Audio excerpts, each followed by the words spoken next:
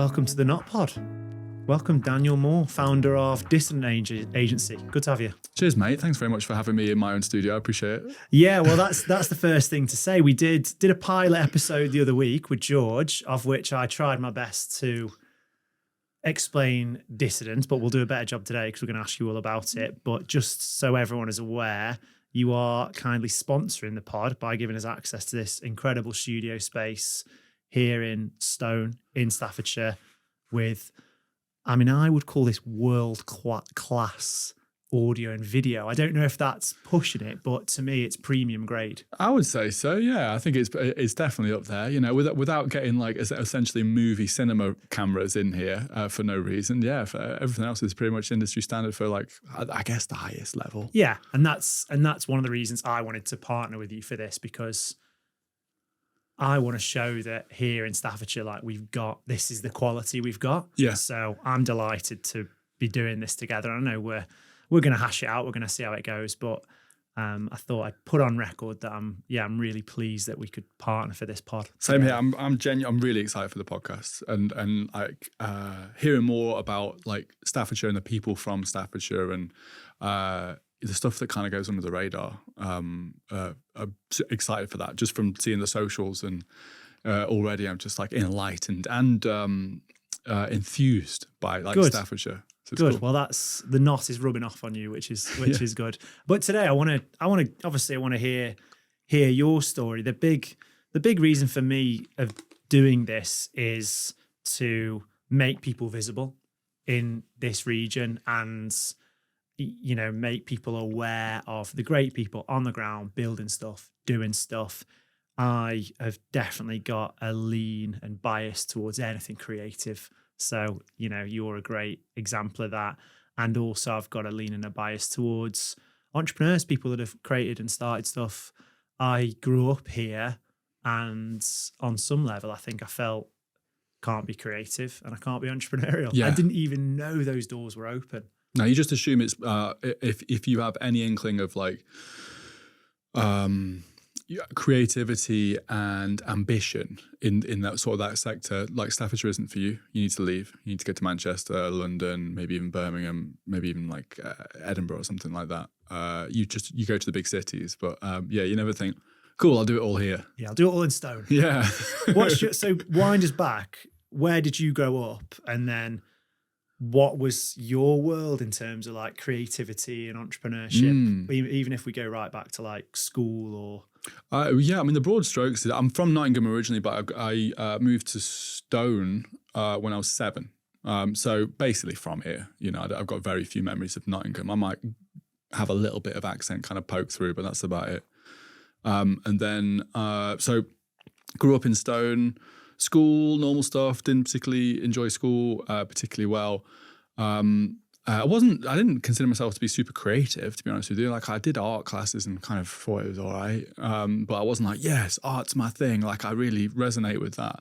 And then but I'd always taken pictures, and I'd always been interested in photography, even just from like a gadget point of view. I was always the kid who took all the family photos. Like when you look back at the galleries of like of me and my family, me and my mum and dad, there's no pictures of me because I'm always the one taking them. And then I basically got into photography because I missed an opportunity. I was going to be a plumber because I thought that looked interesting to me. It looked like it was a job that didn't involve office work and stuff like that, which is ironic because I spend most of my time in an office now. But missed that opportunity, and I got recommended to do the photography course by my now wife's auntie, who worked at the Stafford College in the art department. So that door kind of opened to you, not through luck, but just through someone that you knew, essentially. Yeah, and they'd noticed that I was always taking pictures and stuff, and they said, why don't you do a photography course? And I didn't even know that was a thing. I didn't know photography as a career was a thing. Wow. And I 2 years at college, really enjoyed it. 3 years at university, really enjoyed that. Went to Derby University. Stayed there for a little bit, got a couple of jobs in Nottingham and then in Burton-on-Trent. So I didn't move too far away. Yeah. But I missed Staffordshire straight away. Really? Yeah, I missed the canals. I miss people not fighting outside my door at like 3 a.m. I miss being able to walk out at night and not see a soul. There's lots of things that when you move out of like Stone in particular, because it's quite idyllic, you miss stuff. But you don't realise they're there until you move away from them. Away. And I'm interested, before we go into, loving on Staffordshire, I just find it mad that plumber and photographer are pretty different. And maybe if that door, there's absolutely nothing wrong with being a plumber, if that door hadn't been open to you to photography, what was a huge passion, you could be a plumber now and, loaded, probably. Loaded. People always need your services. Yeah, I think it was part of that plumbing boom. There was like a thing where it's like, oh, you should be a plumber, you'll make loads of money, they're really in demand. And I remember I was kind of leaving school thinking, I have no idea what I wanted to do. All of my sort of school life had been centered around riding bikes everywhere. So I had no like real, I'd never really thought about a career other than like, I don't know, riding bikes. How would you know about a career in the creative industry? Because I mean, we're a similar-ish age. Like, we've grown up in a similar era, I think, and I'm exactly the same. I don't think I knew of jobs in the creative industry, and what I find fascinating about that is it just shows that my world was kind of small and narrow. Because obviously I was consuming entertainment, I was playing video games, I was seeing advertisements, but no one ever opened that door to say someone makes those. Yes. Yeah, you don't think about the fact that everywhere you look, especially back in the day, you see images, and some professional creative has made those images or those designs or those videos. You don't sort of like break it down that much, do you? At school, certainly back then, I don't remember ever being much in the way of like career choices and decisions other than kind of like quite basic ones like armed forces and stuff like that. Certainly for someone like me. So it was complete, like, kind of fluke or luck that I kind of found myself in the creative industry. And then of course, your eyes open as soon as you go to university, especially. That opened your eyes even further to all these other creatives and all these different, elements. And we were talking earlier about the fact that there's, was it a collage magazine in Newcastle? Yeah. And we were just like, that's cool. I didn't know that was a thing. Yeah, I find it crazy that I didn't know so much about here. I didn't even. I think back now, and you said you did your photography. So you did photography at Stafford College. Stafford College, yeah. I mean, I wouldn't have even known that. For me, my world was, I went to school in Cheadle at Paisley. It was quite an academic school. For me, the path was GCSEs, A-levels, uni. That's like kind of no other possible outcome. I maybe heard of people that went to other colleges, like in the distance, and studied different things. But if I'm honest, I thought they were weird. Which is so unfair, because I just had no idea that there were other options. Was your school like that? Was it kind of just one path? No, I think there was from my recollection, there was kind of two paths. There was A levels if you didn't know what you wanted to do. So you were still kind of like vaguely trying to educate yourself, stay in the education system for the time being until you've got some more qualifications. And then there was college for people who wanted to do something quite specific. So if you wanted to get into like mechanics, straight into college. If you wanted to get into bricklaying, straight into college.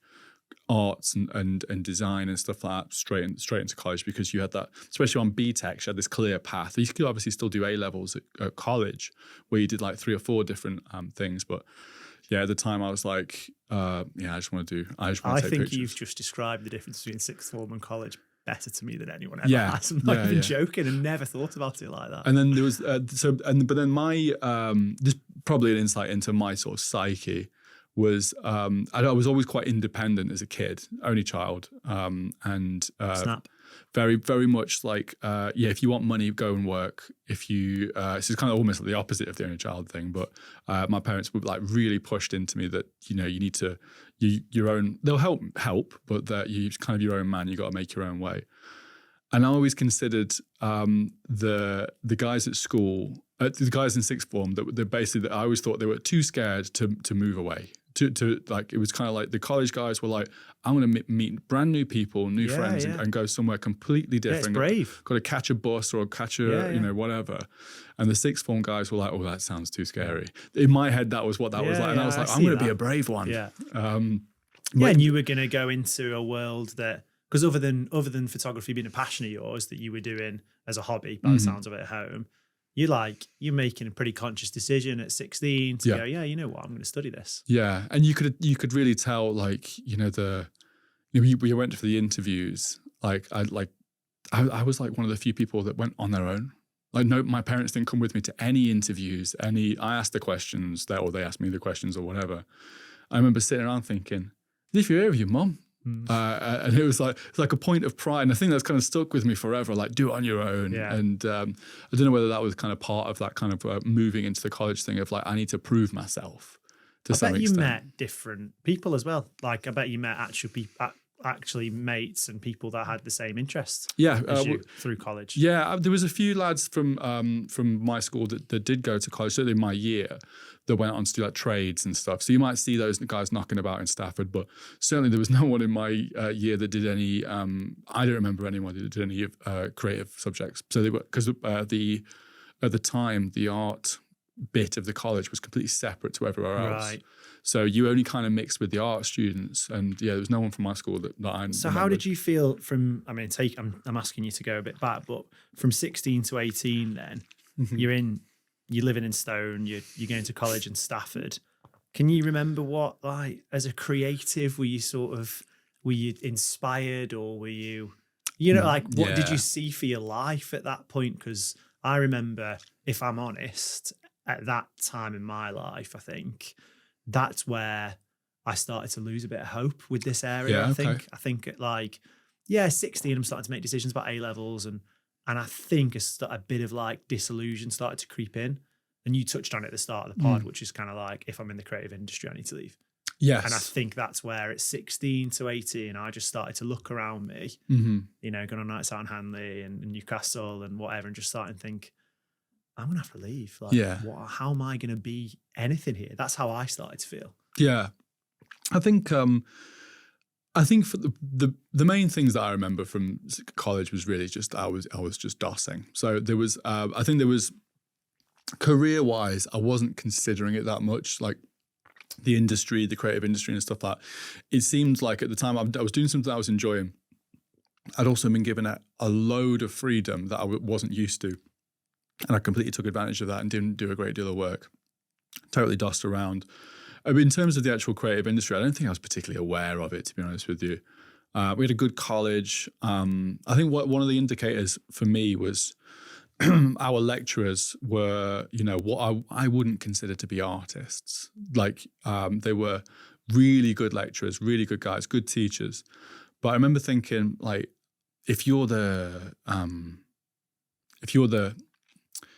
sort of spokespeople, that isn't the right term, for the creative industry, the photography industry for this area, you guys are from this area and you've stuck around, I guess I need to move, because I imagine moving into a different location is, I don't know, it was, it looked like if you stayed in this area, the best thing you could do is teach, is kind of what I'm getting at. Yeah.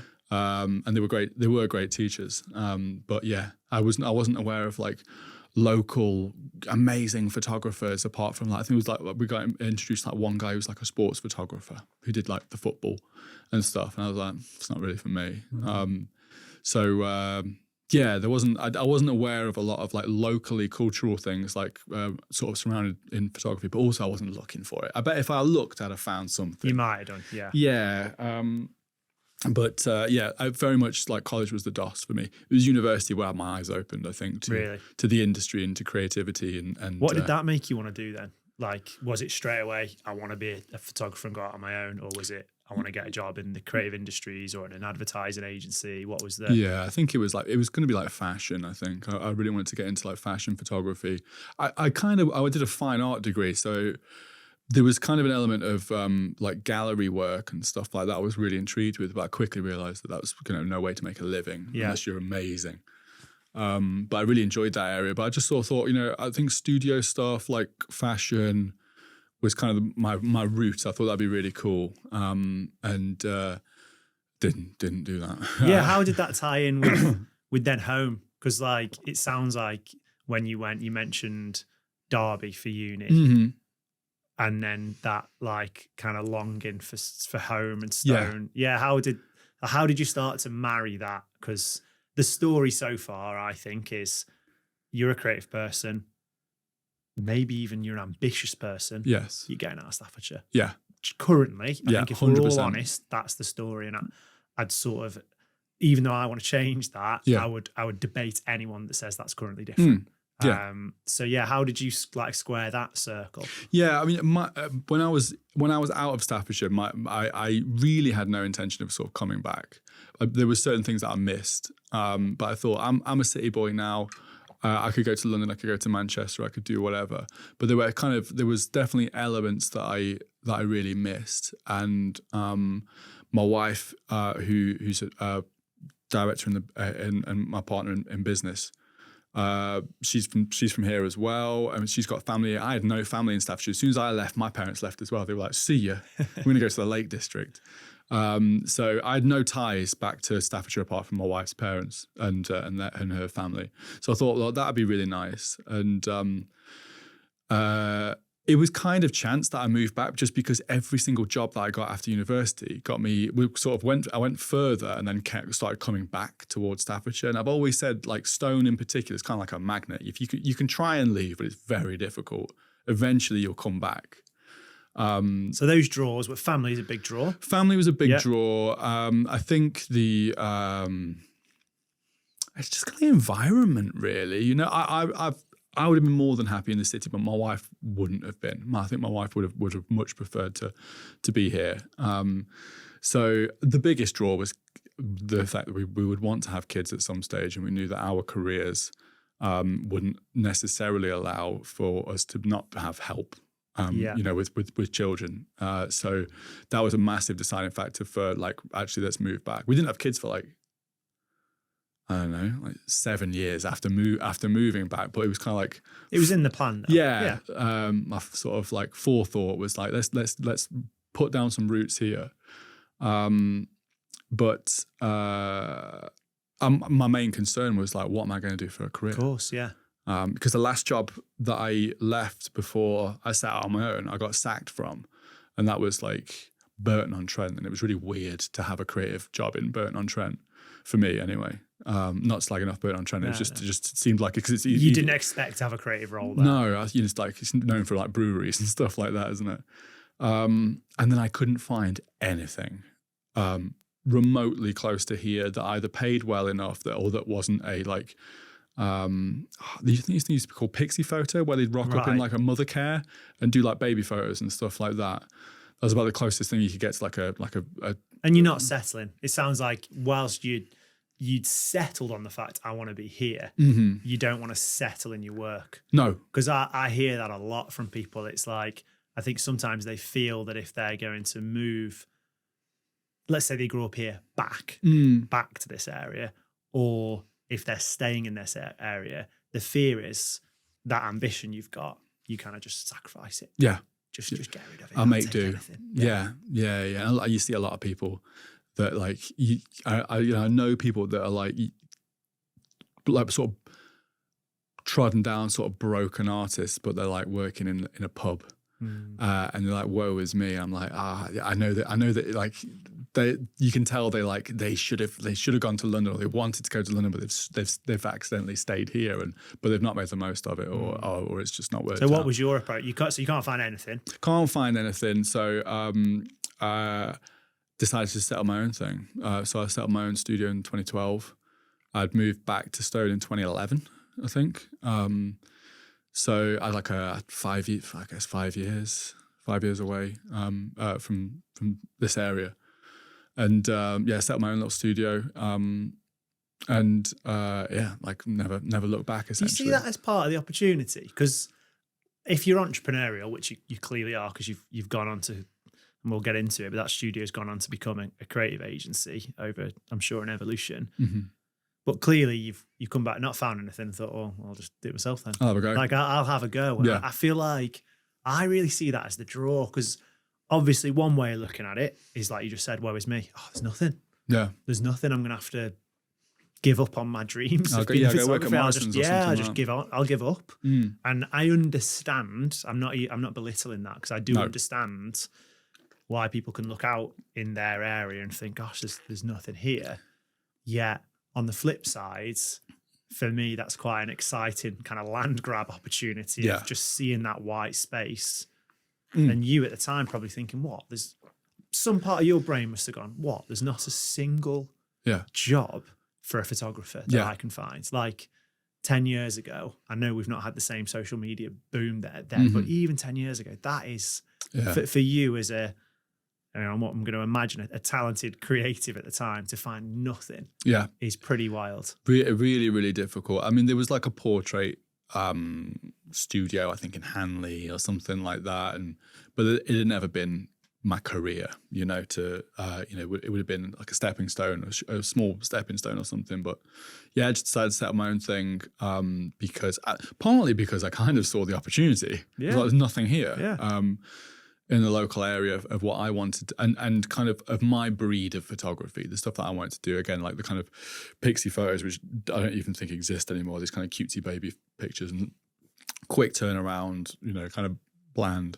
Was very different to what I was doing, which was like kind of more rock and roll portraits and stuff.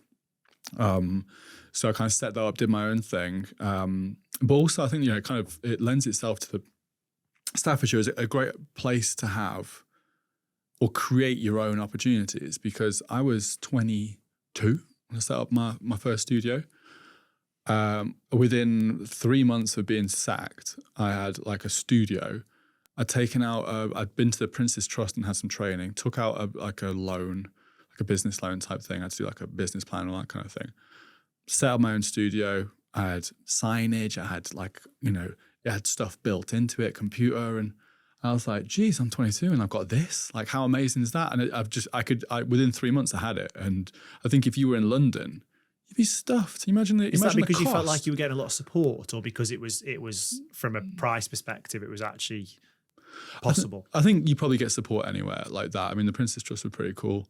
But really it was just like, it was the cost. Mm-hmm. Like if you tried to get a premises as a 22-year-old, a reasonable sized premises, it wasn't huge, for, you'd still talk thousands. Yeah. It'd be a lot, but I don't know, it'd be a lot of money. My first studio was trying to think now, I think it was 180 quid a month rent, which is bloody good. Like, that's amazing. Yeah. And kind of that is accessible to anyone, isn't it? Yeah. Like, especially with a loan. Still 180 quid a month. Yeah.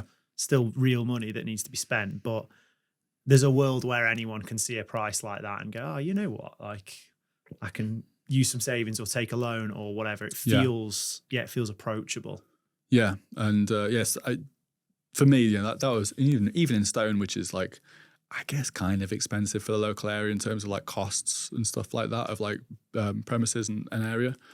I thought, I can do this. This is all right.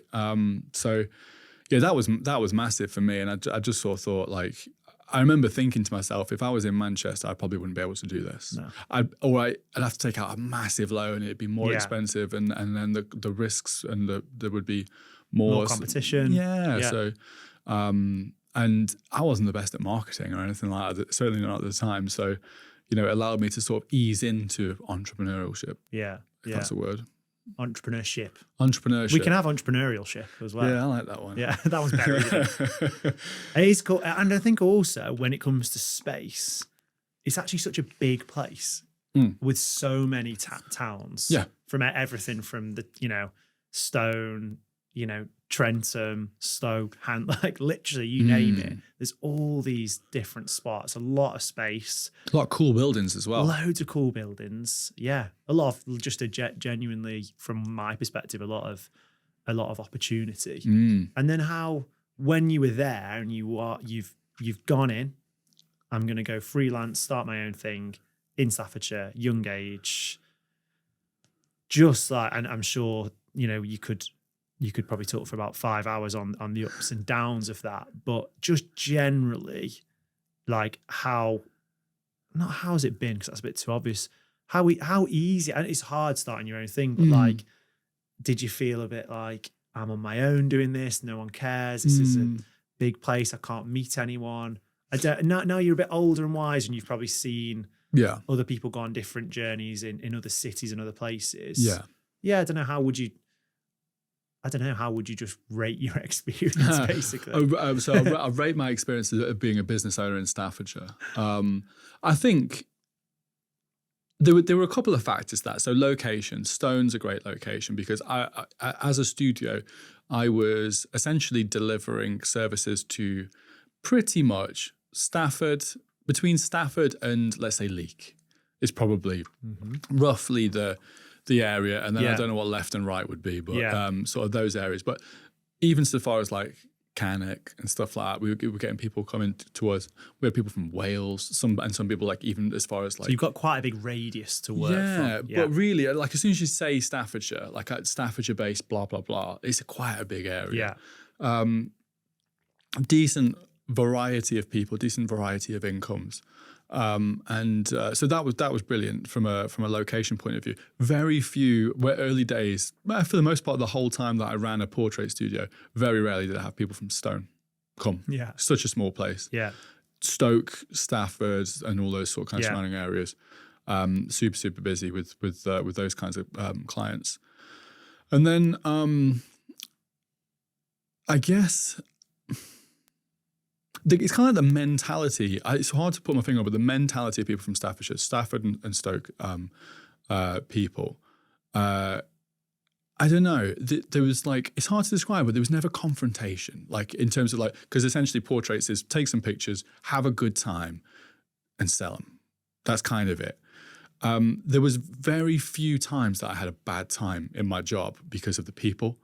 People came to me, they were really, most of the time, like almost all the time, super nice, really generous, and loved what I did. And I don't know whether that was just like a regional thing, but I remember in Nottingham when I was in a portrait studio there, some people were even like hostile, odd. And I don't know whether that's just a city thing, could be a Nottingham thing. Maybe I was just a bit of a knob and I can't remember it. But I remember like, I remember being like uncomfortable around quite a lot of these people that I was photographing because they just weren't that nice.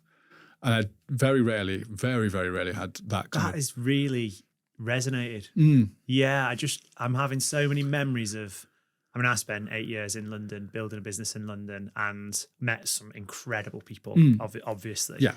Yeah, I had plenty of scenarios feeling intimidated. Feeling like I'm not welcome. Feeling like anxious. I'm sort of like taking someone's time that they don't want it to be taken, you know, where I'm a bit like, gosh, just feeling, a bit anxious of just, I suppose there's that competitive nature, there's an ego.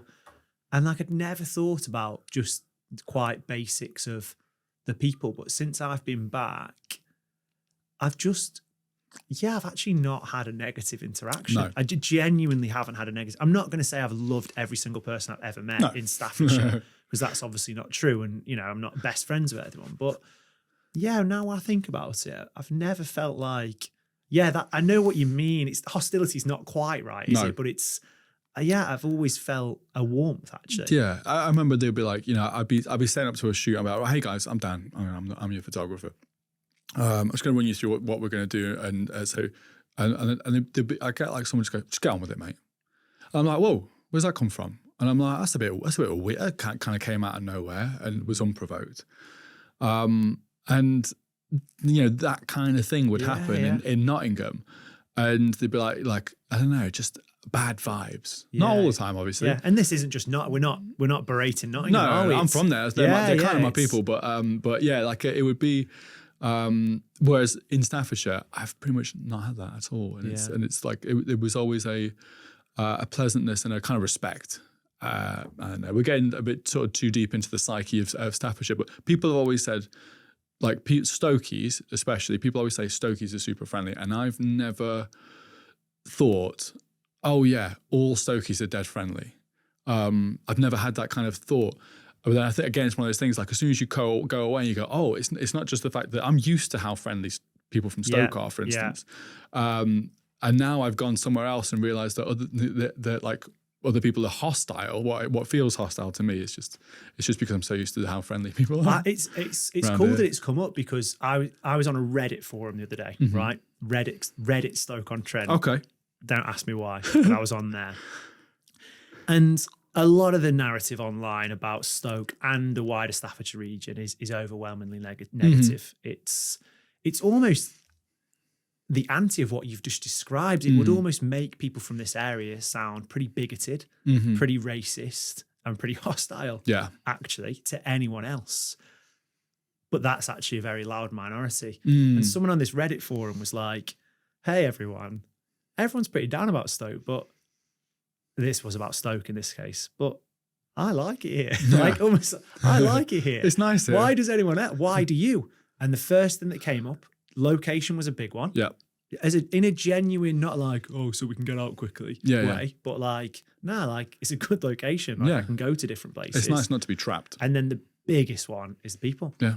And like, I've never actually heard anyone talk about it in a business perspective of like obviously you've gone from one photography studio to now a creative agency. You're a services business. You're working with people. You're hiring people. I've never thought about it that way of, it's like, it's just quite easy. Yeah. Or it's nice to do business here. It's just comfortable to earn a living with, especially when you're dealing with, at the time I was dealing with the general public.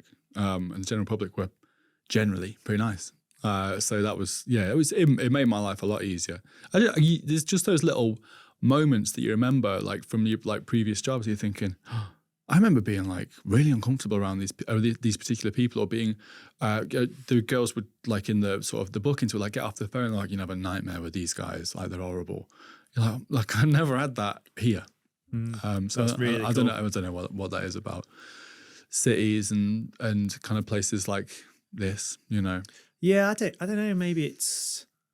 I mean, you could argue that because there are there's less quality offerings, you might say that people are then more grateful of what we have, or it could just be in a lovely way, like a hark back to that sort of older working class mentality of like we're all in it together, and we've kept that sense of camaraderie, and I hope that continues really. Yeah, it's a respect thing as well, isn't it? I think there's a lot of respect in Staffordshire. Like people respect each other a little bit more. It's a bit more old school in sort of that way. But I think also because it's that classic thing of, you know, you get someone from London, if like coming to visit someone in Staffordshire, and then you're walking down the canal. Yeah, every time. And you say hello to the people that are walking past, and they go, "Do you know them?" I'm like, "No." Yeah. Like, why'd you say hello to them then? Because it's nice. I'll never forget moving back from London and walking around Trentham Gardens. Honestly, I was walking around, and I got back, and I said to Sarah, I was like, I felt like people were looking at me. Yeah. Not like as if I genuinely like a celebrity, as if people were like, hello. Because it had been so long, and London is a place where people don't look each other in the eye. That felt so foreign to me.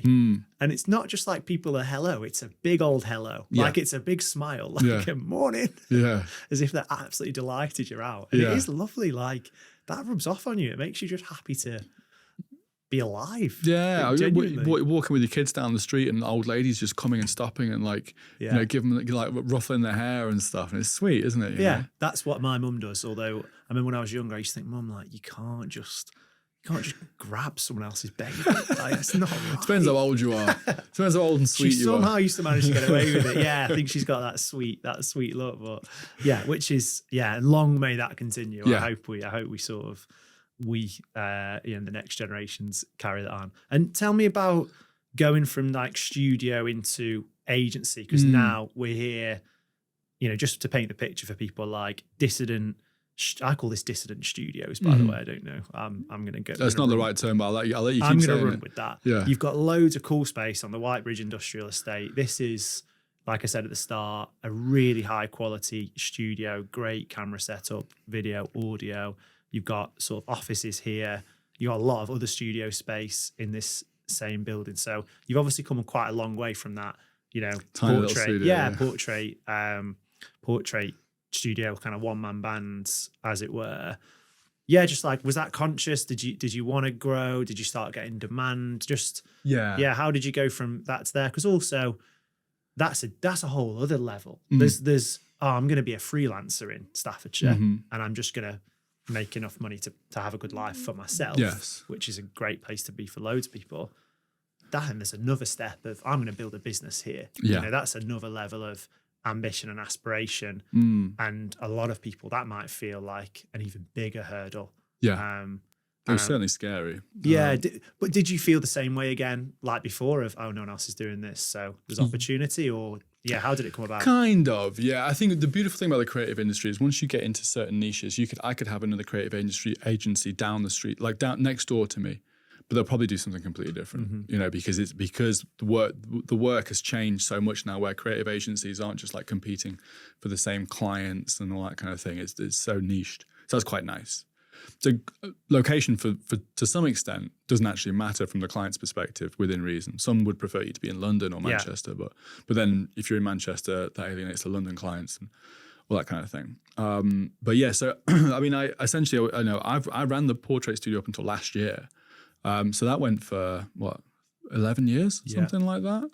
I hadn't shot a portrait in like 3 years, but Molly, who works for us, sort of took it over as the commercial stuff was growing. But it was just organic growth. I'd always done commercial stuff under the same sort of brand as the studio, and that kind of kept growing. And I never really looked for it. It was just kind of there, and I enjoyed it. And it was a lot more problem solving. And then I kind of got more into marketing and kind of a realization that it wasn't just about taking pictures. It was about solving a client's kind of, and it's a cliche, but it's like solving a client's problems, and kind of trying to break down like what they needed these pictures for, and so there was a lot more kind of creative thought process and sort of like bit more brand, bit more marketing, and that's really started to grab my attention. So I became more interested in that. And also I'm a bit of a projects guy anyway. So once I've got good at something, I'm very quickly moving on to another thing. I'll keep doing it, but I'm like, cool, what about a helicopter pilot or whatever? You know what I mean? I just go do some random stuff. But it's kind of always been centered around this industry, the creative industry. And who were those first customers, and who are they now? Because again, I'm sort of holding the voice of, I imagine, the skeptic to kind of Stoke and Staffordshire, who'd go, well, who are your customers? Yeah. Who's around here then? And honestly, again, I'm like embarrassed to say this, but when I first came back here from London, I was a snob. I was like, oh, there's no businesses around here, which is pathetic. But I was like that. Yeah. So what? Yeah. Who were they? First customers? Like, who are they now? Oh, do you know what? So I mean, I'll give a shout out to Modest Oaks, because they were one of the first sort of big, well-known local and kind of national brands. For Modest Oaks, people come and stay there from all over the country. Yeah. Big spa, beautiful place. And my wife was working there at the time. And I was trying to build up my portfolio in the sort of like commercial section. I really like the idea of shooting like hospitality, so spas, hotels, restaurants, and stuff like that. Well, that'd be cool. And I was really into like interior photography at the time. So I started working with those guys initially for free. I did some like sort of like portfolio building shoots, like on my terms. And then we ended up being a client for a good few years. We did, so a lot of the stuff that you see on there, sort of like brochures and stuff, still my imagery from like quite a long time ago. So they were amazing, and then that kind of really stoked the fire of like, okay, like restaurants. Really want to get into restaurants. I did a lot of restaurant like promo, restaurant launches. New menus and stuff like that. So got into loads of great restaurants in Staffordshire. So that's amazing. But then quite a lot of like service-based customers. So I had we had things like local accountants, law firms. We would do loads of their sort of branded stuff, like shoots in their offices, headshots, all that kind of thing. And there was like weirdly, like just picking off random companies that I've worked for. There's a company on this industrial estate called Would Like to Play I don't know if they hand make them, but they make these wooden jigsaw puzzles for like kids. Wow. And they're like, I don't know, like they're painted and they're really eco-friendly. 2 doors down from me in my old studio, you know, really cool. They're in like loads of mad shops. So yeah, there's like loads of like really under the radar businesses. Do you think because Staffordshire and I think and Stoke-on-Trent, which is the city of Staffordshire, let's say, or is a collection of 6 towns, and it doesn't look like a typical city should? Because in my mind, my assumption is a city is a small circle of high rises. Yes. Really, that's what we all see a city as. You know, you think New York, London, whatever. I suppose the assumption is then, well, where are they? Yeah. And that my experience since being back is, I'm off to the industrial estate. Yeah. And I'm walking into a building and there's like 300 people in there. Yeah. And that's where they are. Yeah. And yeah, fair enough. They're not, it's just different. But then I think that leads me, and I'm sure many other people, to have the assumption, not me now, but me previously, to have the assumption that there just isn't businesses here. There aren't businesses here. And they're just, they might be on a big industrial estate or they're tucked away in a different random location. Yeah. It's like, there was, I got on a call, and we never did any work with them, but it was like, and I only started noticing it after I'd had the call. There's this like type of truck I think it's called a Charoo. I might be mixing this up. I had a call with the geezer who was like the head of Charoo for like the UK. He's like the main distributor of these crazy like refrigerated backs of trucks. And it's literally on the A500 on the way to Hanley from Stone. Yeah. I'm like, there it is.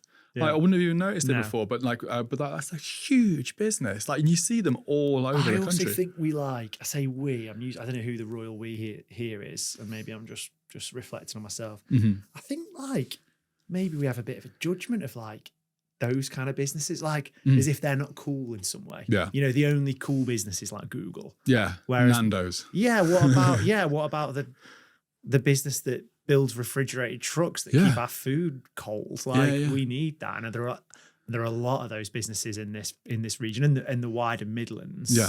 That they're not exactly like your fancy e-commerce brand or the latest whatever tight tank top or whatever, but they're literally keeping the country ticking over. Every time I drive through Stoke or something, I just think like, these businesses here they are like the cogs of the Midlands is like the industrial heartland. 100%. And they're so random as well. I love driving through industrial estates in Staffordshire and being like, there's a vet's there. There's like some sort of financial services type thing. Yeah. And there's a massive 3D printing company over there. Exactly. It's weird. That serves like Norway's entire fleet or something random. Absolutely mad. I think Staffordshire is not known for having huge industry anymore. It's not like super famous for anything other than, I guess, pottery. Yeah. Which obviously is still thriving and still doing really well. Not as much as it used to. Whereas you got like West Midlands, loads of like steel fabrication, and you still see that. Like I've got clients in like Birmingham and sort of surrounding areas that's still in like metal fabrication and all that kind of thing, and they're huge, big industrial estates. I think Staffordshire's got like obviously got the potteries, but it's just got a real good random mix of really eclectic, really interesting businesses. And you don't need to just work with businesses in Staffordshire either. I'm guessing like you've told me before, like it's actually you now work with mostly businesses that aren't. Yeah, I mean, if anything, global and national. In fact, I would say like probably 70% of the clients that we work with don't have their head office in the UK. They're sort of overseas, but they've got like a office in the UK that we work with. So they tend to be quite the foreign brands for the most part, German, like Swiss and stuff. And then we've got some homegrown stuff, but we still got Staffordshire clients. I'm holding on to them. Yeah. They're on legacy pricing. They're paying about an eighth of what my other clients are paying. Do you feel like, does this location play into any of that in terms of your attractiveness to other national or international brands, or is that not even a link? Is it just the fact that you do good work? Yeah, I don't think it really factors in. There's a couple of benefits. I don't think there's ever really a downside apart from. And I had it the other day. I had a kind of forensicsy law type company in the other day, and they were like, they were coming to do like podcast stuff, and they were like, you know, it's weird bringing people from Manchester to Staffordshire to do a podcast, and I'm like, why is it? That seems odd to me. It's like an hour. That we got to get a train. I'm like, why don't you drive? And it's like almost like different rules for different people. So some people are like, right, everything's got to be in Manchester, or everything's got to be in London. If it's out of Manchester, that's awkward for me. And that's okay. You can there are companies like us that are in Manchester that you can go to. But so that's the only time that I've been like, it's been weird that like, but most of my, most stuff's like online. We, for the most part, either shoot stuff in the studio or travel. So we travel loads. So that makes no difference to the clients as a rule. They typically don't need to travel to us unless they really want to. And in which case, it's not a big deal. And a lot of these guys, a lot of the people that we work with typically are scattered all over the country anyway. So they're not like, I think we've got any central London clients at all. It's like Oxford, Hull, like all the sort of distribution centres are all over the country. Yeah. So it makes no difference to them. The big benefit for us, though, is our travel, because we tend to travel a lot. Like tomorrow we're in like Dudley, so not a million miles away. Yeah. We do a full day shoot there. That's not a big deal. If we were in London, that would have been a big deal. And so being pretty much slap bang in the middle of the country is really beneficial for us. I bumped into a freelance filmmaker the other day in a co-working space in Hanley. And he's ended up here because of his wife, which I think is a story for a few people. But also, he was like, he goes out on shoots. So he was in Spain at a shoot. So jumping on, getting a flight from probably Manchester or East Midlands. You got your pick of airports, great. Birmingham. He was like, I'm in Leeds next week for a shoot, and then I'm in London another week for a shoot. So that central location. Yeah. Is for people that are either freelance or they're traveling a decent amount to do their work. Yeah. Works really nicely. It's perfect for us. Like we're like one of our clients is a private healthcare provider. So they've got loads of hospitals. They're literally all over the country. Yeah. And then they used to have an agency like in the north, an agency in the south. And now they pretty much just have us. Because we're sort of perfectly centered in the middle. We're never a million miles away. The cost of travel isn't that much for us unless we're having to take like trains and all that kind of thing. And yeah, typically a shoot's never more than 3 hours away, so it's easy. Whereas if you're stuck down south and then you've got a shoot in, let's say Edinburgh, that's a plane ride, really, isn't it? Whereas we'll be like, we'll do it tomorrow, no problem at all. I love the location for that. Sometimes like. And no matter what you do, shooting in central London's a nightmare, whether you're from London or not. It's just the fact that you're used to that nightmare. So I try and avoid central London shoots, although I think I've got one in 2 weeks. Yeah. And what, obviously thinking, looking at the future of like, you're rooted here, I'm assuming you want to grow here. What do you see as the like challenges and opportunities for you here? Is there anything where you're like, that's going to be a real issue because we're here? Or is there anything that you see as that's going to be great? I suppose I'm leaning and probably putting words in your mouth and thinking about talent. Like I'm thinking about people. I was exactly about to say talent. Yeah. Do you feel like there's enough talent here? Do you feel like that's going to be an issue for you? Yeah. Well, as yet unknown. Taking it back, the reason why. So we created Dissident, we created the agency because I wanted to create really cool work. I wanted to work with great brands, and I wanted to work with really talented people. And that was working with really talented people was the biggest part of it. I missed working in a team. I used to work in teams in studios. Went self-employed, very much became the guy who went to work, spoke to some people, and then didn't speak for the rest of the day because I'd just be editing or doing whatever. This is quite insular, which, to be fair, kind of suited me. But I really missed working in a team. I missed kind of like bouncing off each other and getting opinions. And that is literally all we do all day now is get each other's opinions on the work that we're doing. It's amazing. And supporting each other. So that was a huge thing for me. But when I looked at the agencies, and the agencies that I look up to, they were all London, Manchester. Some of them were in like up and coming places like Liverpool and even like the Northeast, which you don't typically consider for like really creative stuff. But actually, they've got a really thriving sort of creative industry. So I was like, but I don't want to move. I kind of want to stay here where I can like raise my kids and they can have a really good life here, and I can do country-ish stuff, and I don't have to be in bars and restaurants every single night and taking the train to work.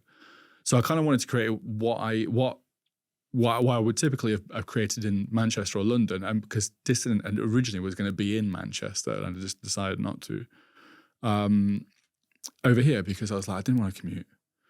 I want to be near my kids. I want to be able to do the school run easily. And so I created what I would consider to be like a cool agency, a big agency. An agency that's like, in your mind, on a level with what you class as your peers or the people that you're aspiring to. And but you're doing that in the location that you want to be in rather than moving elsewhere. Going back to perhaps the chap that you were talking about earlier, the freelance videographer, similar kind of process of like, there's got to be people who are super creative that don't want to live in London, that don't want to live in Manchester, and that are really talented. Well, I see two opportunities there for you. I think one is the extremely talented creative people that are already here. Mm-hmm. And I'm confident there's an abundance of them. Oh, yeah. And again, what I see is, just like I've seen in what I would call the startup community of business owners, because this hasn't got the typical makeup of a city, they're all over. Yeah. They're all over. They're on industrial estates. One's having a coffee in Bod in Trentham, the other one's having a coffee in Bear and Stone. Like, they're all over, but they're definitely there. Yeah. They're just more spread out, and you've kind of got to find them. I'm very confident it's the same for creatives. Yeah. Like, I kind of just know it in my bones. I've met enough of them, and they're there. Some of them are getting on a train to Manchester. Some of them are getting on a train to London. Or some of them are looking around thinking, I need to move. Yeah. So I see that as an opportunity. And then the second one is making this. I think a lot of what you've described of the life you want, like, I don't think that's that. I think a lot of people want that. You know, a lot of people are tired of the city life. They want something different. So yeah, I personally see that as a draw. How is your actual experience of that then when it comes to the team here and finding people? When we've done like kind of traditional recruiting, it's failed miserably. We've really struggled to get, especially marketers, any reasonable amount of talent. And that could be for a number of factors. It's not just the fact that there's no talent here. It could have been the type of work. It could have been the pay, whatever, the particular role we were looking at. So when we did that, it was real slim pickings. Like, there wasn't a lot to work with. Loads of CVs, but just not a lot of like what I would consider to be what you wanted, what we were looking for. And the rest of my team, I'm very lucky to have a really, really good team. And even people who have worked with us beforehand, who have left and gone on and done other stuff, were amazing.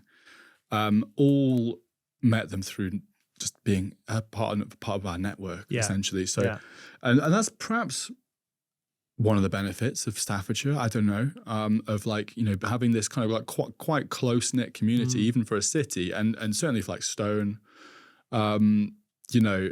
Every member of the team that I've ever hired, apart from one, hasn't come through some sort of like job listing. They've all come through recommendations or friends or college or university. I used to teach at Stafford College, so I have my pick of the students then. Well, we're just hiring for a videographer at the moment, midweight to senior. So like a little bit more. It's essentially a replacement of me to some extent, cool. And I'm concerned. I'm a little bit concerned, that we're just not going to be able to find anyone local. Yeah, as in like that can easily come in 9 to 5, Monday to Friday, or roughly around that. I reckon it might be so like it's a public shout out, isn't it? Let's do midweight to senior videographers who aren't bothered about getting paid loads. Get in touch. No. He wanted to do great creative work. Great creative work, and it's I'm a little bit concerned about sort of that level of creativity. Yeah. But to your point, like there's got to be people who are dying to come back.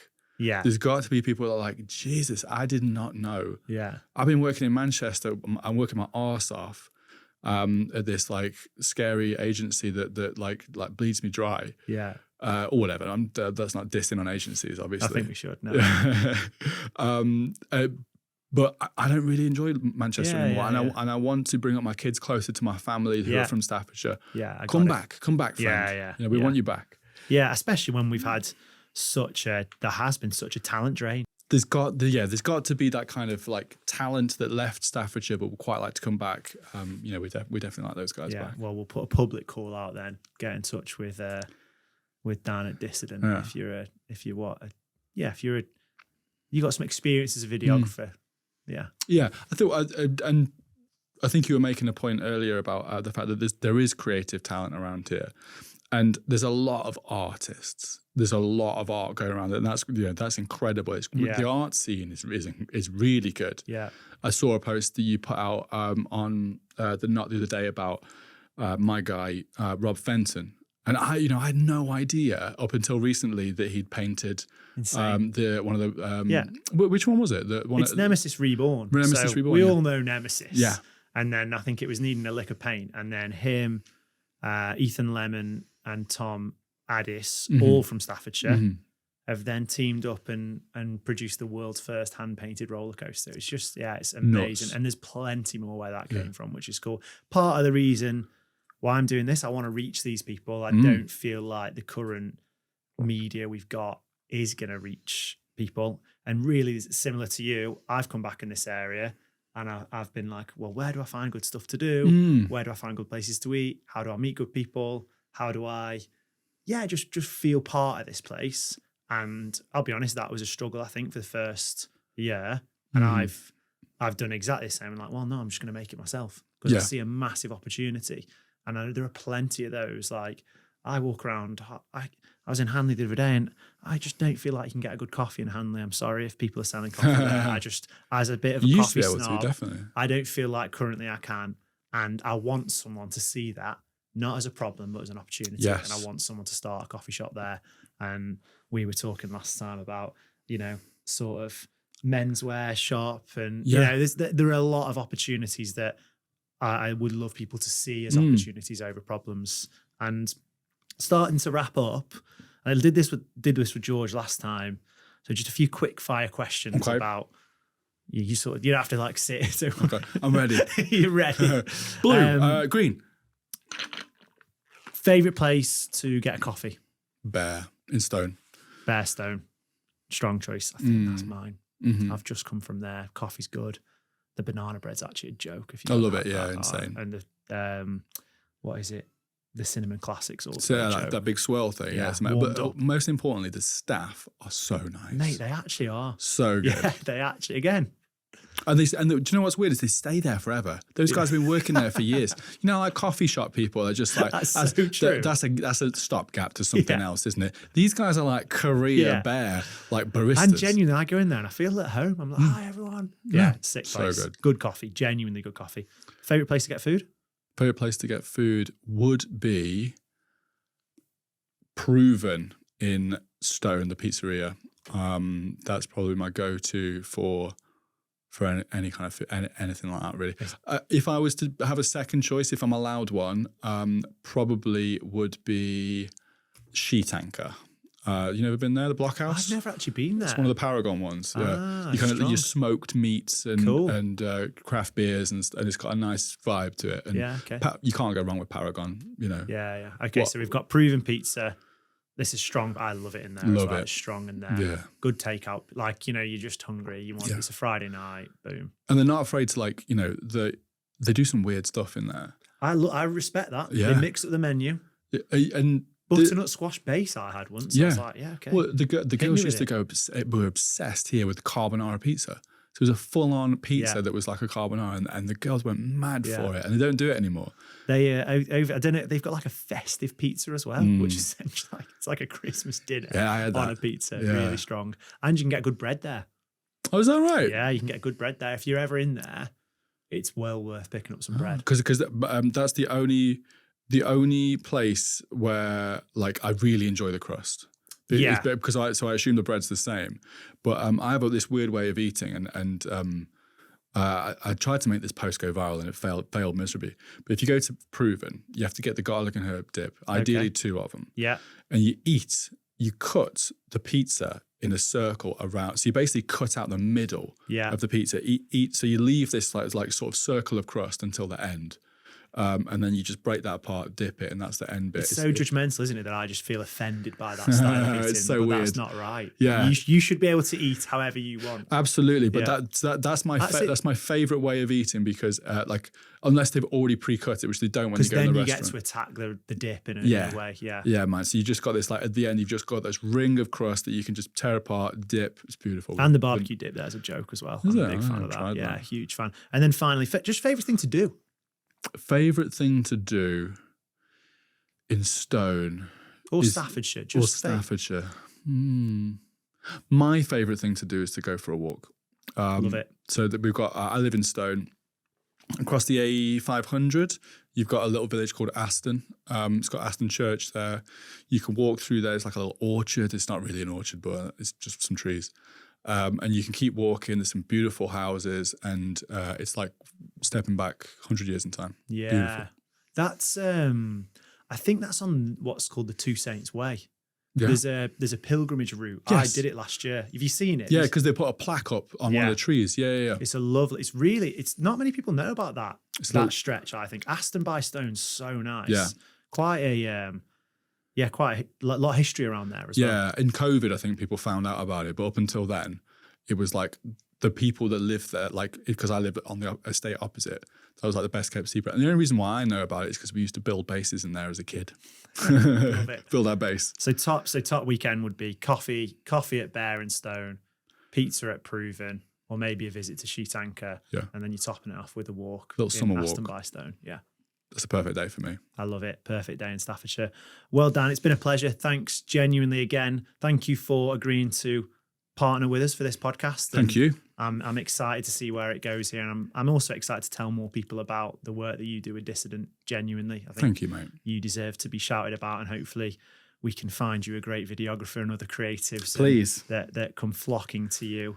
And just really cool to hear just your story in Staffordshire. I wanna tell more of these stories, creative people that are here doing great creative work, and I'm sure you'll either inspire someone in some way or hopefully give someone a route into the creative industries in this area. Hopefully, and I look forward to the rest of the episodes and more than not, and any way that we can be associated with that is going to be cool. I'm learning stuff already about Staffordshire that I didn't know. Cool. Cheers, mate. Cheers, mate.